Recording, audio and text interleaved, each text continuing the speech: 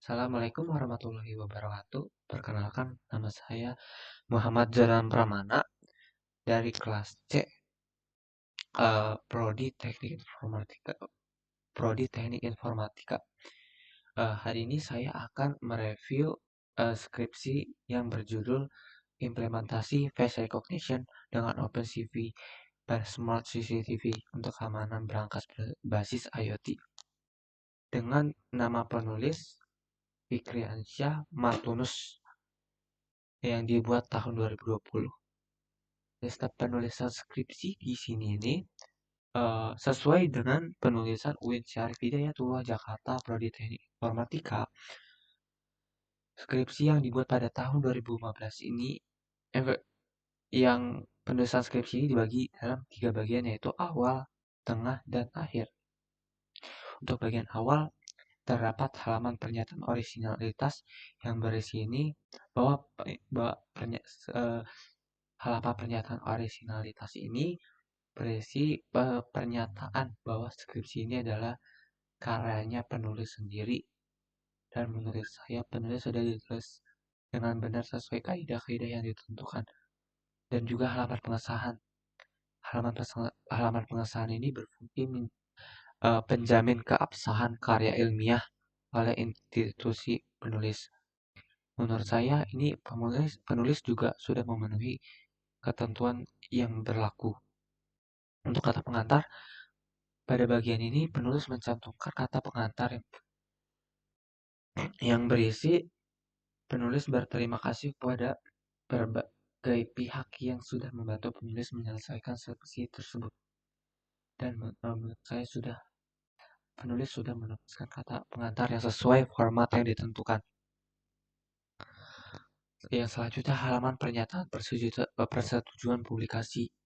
Dalam bagian ini, penulis sudah menuliskan halaman pernyataan persetujuan publikasi yang sudah ditentukan.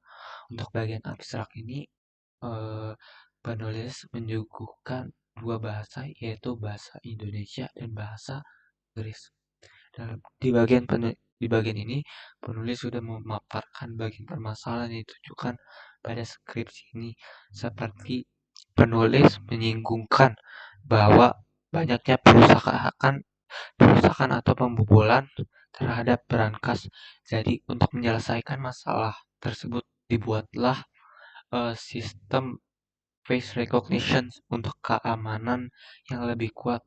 Penulis sudah cukup menjelaskan inti permasalahan yang akan dibahas, tetapi penulis ini di bagian abstrak tidak menjelaskan metode penelitian yang dia gunakan. Padahal seharusnya di bagian abstrak sini uh, penulis harusnya mencantumkan metode penelitian dan hasil apa yang akan penulis dapatkan setelah melakukan penelitian ini. Selanjutnya penulisan daftar isi. Menurut saya penulis sudah menuliskan penomoran yang sesuai dengan kaidah-kaidahnya. Selanjutnya penulis mencantumkan 17 gambar dan 13 tabel. Menurut saya itu udah kurang lebih lumayan banyak untuk mendukung kesempurnaan skripsi. Untuk bagian tengah terdiri dari latar belakang. Di awal paragraf, penulis menjelaskan salah satu hak asasi manusia sebagai perawalan. Setelah itu dilanjutkan kenakalan yang bisa menimbulkan kerugian yang bersangkutan yang bisa diancam pidana. Setelah itu melanjutkan ke topik utama, yaitu keamanan berangkas. Dan menurut saya itu penulis sudah menuliskan latar belakang itu dengan baik. Setelah itu batasan dan rumusan masalah. Menurut saya rumusan masalah dalam skripsi ini sudah dirumuskan dengan baik. Setelah itu adanya keterkaitan antara latar belakang dan rumusan masalah. tidak hanya meningkatkan kejelasan tulisan, tetapi juga membantu memastikan bahwa penelitian itu terfokus dan terarah gitu loh. Selanjutnya tujuan penelitian. Menurut saya penulis ini sudah menuliskan tujuan penelitian yang sangat benar, eh, sa- eh, sangat jelas dan sangat terikat dengan rumusan masalah yang dibuat, menunjukkan bahwa penulis telah memikirkan pemikiran yang sangat matang sebelum memulai penelitian. Hal ini memudahkan pembaca untuk memahami dengan jelas arah dan fokus penelitian yang dilakukan. Sekarang manfaat penelitian. Penulis memaparkan manfaat dari skripsi ini bagi mahasiswa, universitas, dan para pemilik berangkas. Dan menurut saya ini sudah cukup eh, jelas dan ditulis dengan sesuai kaidah yang berlaku. Seperti itu, salah satu manfaat eh,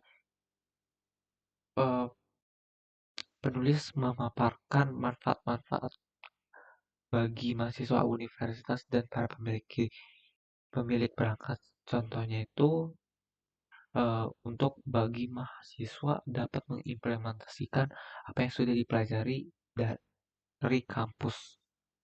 Nah, untuk tinjauan pustaka dan kerangka teori ini, penulis tidak mencantumkan kepada skripsi ini. Dan untuk metode penelitian ini, eh, menurut saya cukup unik.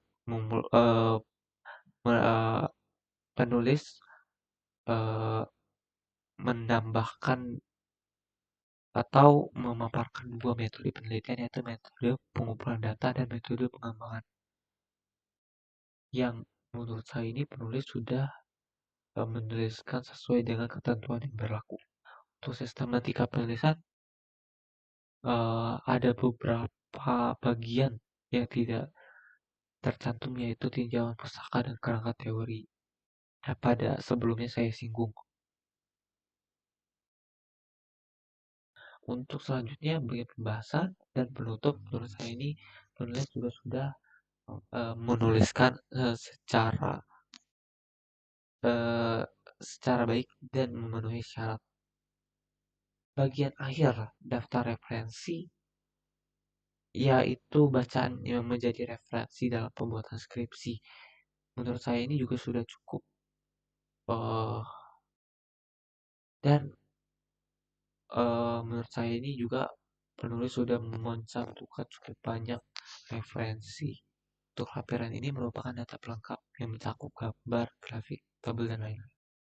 Nah, untuk penulisan, yang pertama EID. Dalam penulisan skripsi ini terdapat beberapa kesalahan dalam penggunaan EID yang perlu diperbaiki, yaitu pada bagian abstrak ada kesalahan terhadap koma pada skripsi ini, yaitu bagian fisik psikis, tetapi juga seharusnya tanda koma ini diletakkan di sebelum tetapi. Yang kedua, perusakan atau pembobolan terhadap berangkas merupakan salah satu pelanggaran keamanan terhadap barang. Nah, barang ini menurut saya ini harusnya barang-barang. Yang ketiga, kata penunjukan. Pada landasan teori bagian 22.1 seharusnya diganti menjadi penunjukan karena kata sebelumnya itu tidak baku. Untuk penggunaan diksi dalam skripsi ini sudah tepat dan akurat untuk memperjelas makna yang ingin disampaikan.